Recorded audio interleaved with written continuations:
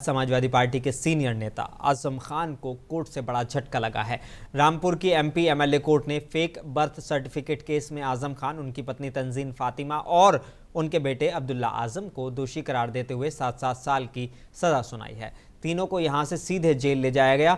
बता दें कि फेक बर्थ सर्टिफिकेट का ये केस साल 2017 के उत्तर प्रदेश विधानसभा चुनाव से जुड़ा है।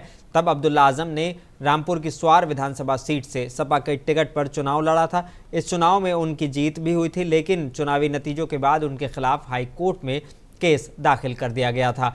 उन पर आरोप लगाया गया था कि अब्दुल्ला आजम ने चुनावी फॉर्म में जो उम्र बताई है, असल में उनकी उम्र उतनी नहीं है। आरोप था कि अब्दुल्ला विधायक का चुनाव लड़ने की उम्र में पैमाना पूरा नहीं करते हैं। शैक्षणिक प्रमाण पत्र में अब्दुल्ला का डेट ऑफ बर्थ 1 जनवरी 1993 है, जबकि जन्म प्रमाण पत्र के आधार पर उनका जन्म 30 सितंबर 1990 को बताया गया है।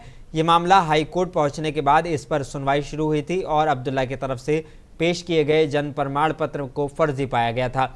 इसके बाद स्वार सीट से उनका चुनाव रद्द कर दिया गया था।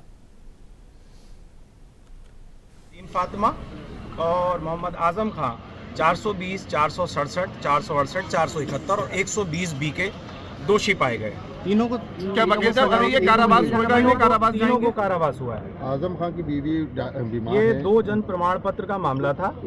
इसमें पहले ही मोहम्मद अब्दुल्ला आजम खान की विधानसभा सदस्यता माननीय उच्च न्यायालय द्वारा रद्द की जा चुकी है।